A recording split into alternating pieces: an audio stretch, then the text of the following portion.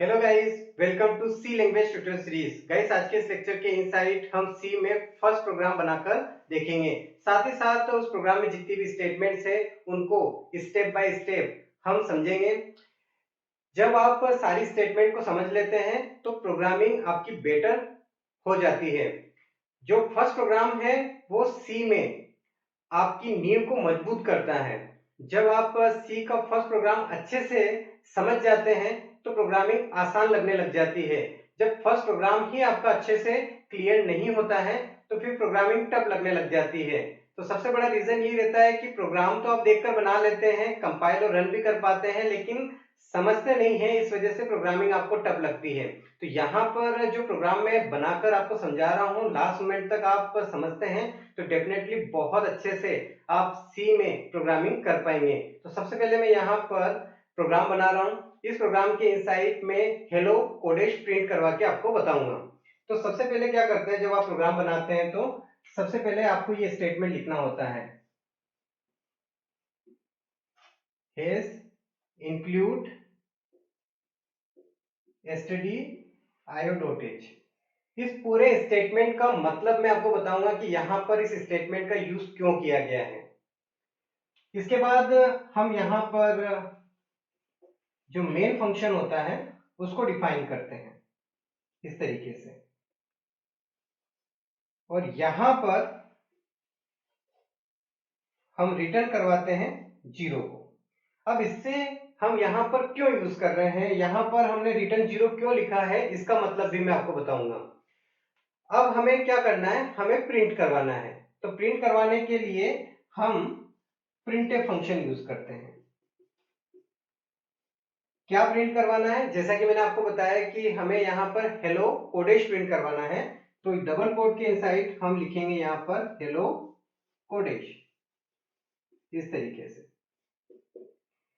अब यहाँ पर इस फंक्शन का हमने यूज क्यों किया है, यहाँ पर ये जो सेमीकोलन हमने यूज किया है, इसका यूज हमने क्यों किया है, इन सबको स्टेप बाय स्टेप समझते हैं। सबसे पहले इसकी बात करते हैं। यहाँ पर इसको ध्यान से देखो, हमने लिखा हुआ है हैज इंक्लूड। तो हैज इंक्लूड क्या है, हैज इंक्लूड एक कमांड है। ये कंपाइलर को इंस्ट्रक्शन देती है कि आप stdio.h नेम की जो हेडर फाइल है उसे इस फाइल पर इंक्लूड करें। अब stdio.h इसका फुल फॉर्म क्या है, तो इसका फुल फॉर्म होता है स्टैंडर्ड इनपुट आउटपुट, और एज का मतलब होता है हेडर। ध्यान से समझे, ये एक standard input output header file है, और इसके इनसाइड क्या होता है, इसके इनसाइड इनपुट और आउटपुट से रिलेटेड जितने भी फंक्शन होते हैं वो सारे होते हैं। जैसे कि हम रीड करने के लिए स्कैनफ फंक्शन का यूज करते हैं, प्रिंट करने के लिए प्रिंटफ फंक्शन का यूज करते हैं, तो वो इस standard input output header file के इनसाइड होते हैं, यानी कि उनका डेफिनेशन इस फाइल के इनसाइड होता है। समझ में आया आपको? इस वजह से हमें जो standard input output header file है उसे अपनी फाइल पर इंक्लूड करना होता है। तो इस कमांड के थ्रू हम इस फाइल को अपनी फाइल पर इंक्लूड करवा पाते हैं। ठीक है। अब जो एग्जीक्यूशन होता है, सबसे पहले एग्जीक्यूशन यानी कि एंट्री होती है हमारी, वो होती है मेन फंक्शन से। कंपाइलर सबसे पहले इसे कॉल करता है। इसे कॉल करने से क्या होता है, इसे कॉल करने से ये होता है कि हमारे प्रोग्राम का एग्जीक्यूशन होता है। एग्जीक्यूशन होने से फायदा ये होता है कि मेमोरी एलोकेशन होती है, यानी कि इसके दायरे के इनसाइड जो भी फंक्शंस में बनाऊंगा या जो भी स्टेटमेंट लिखूंगा उनको मेमोरी मिलेगी। मेमोरी मिलेगी तभी आपको आउटपुट मिलेगा। ठीक है। तो यहां पर एग्जीक्यूशन के लिए हमने इसका यूज किया है। ये जो नेम हमने लिखा है ये प्री डिफाइंड नेम है, आप मेन के अलावा कोई और नहीं लिख सकते।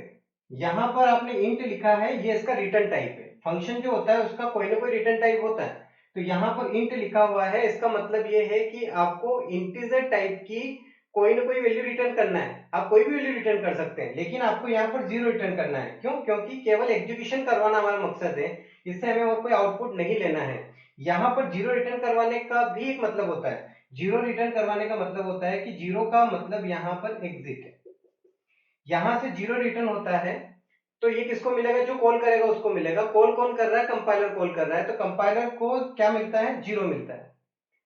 यहां से 0 मिलता है तो इसका मतलब ये है कि हमारा जो प्रोग्राम है वो अब यहां से एग्जिट हो जाता है।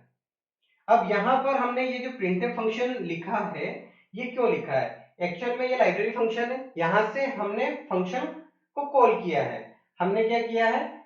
हमने इस फंक्शन के यहाँ पर हेलो कोडेश लिखा है, इसके इनसाइड हमने हेलो कोडेश लिखा है। तो इसका मतलब ये है कि हम इंस्ट्रक्शन दे रहे हैं कि आप कंसोल पर प्रिंट करो हेलो कोडेश को। ठीक है, तो जब आप यहां से कॉल करते हैं तो इसका डेफिनेशन कहां होता है? जो standard input output header file है उसके इनसाइड होता है। तो यहां से कॉलिंग होता है, वहां डेफिनेशन होता है, तो वो हमें जो आउटपुट है वो कंसोल पर देता है। ठीक है, तो इस प्रोग्राम का मतलब मैंने आपको समझा दिया है। अब इसके बाद आप इसे कंपाइल और रन कैसे करेंगे? तो बहुत आसान है, शॉर्टकट होता है कंट्रोल प्लस F9। आप कंट्रोल प्लस F9 प्रेस करेंगे अपने आईडी के इनसाइड, जो भी आईडी आप यूज करते हैं, तो कंपाइल और रन हो जाएगा और आपको कंसोल पर क्या आउटपुट मिलेगा? हेलो कोडेश। तो गाइस, आज के इस लेक्चर के इनसाइट हमने सी में फर्स्ट प्रोग्राम बनाना सीखा। आई होप कि आपको ये लेक्चर बहुत अच्छे समझ में आया होगा। मिलते हैं नेक्स्ट लेक्चर में, तब तक के लिए बाय बाय।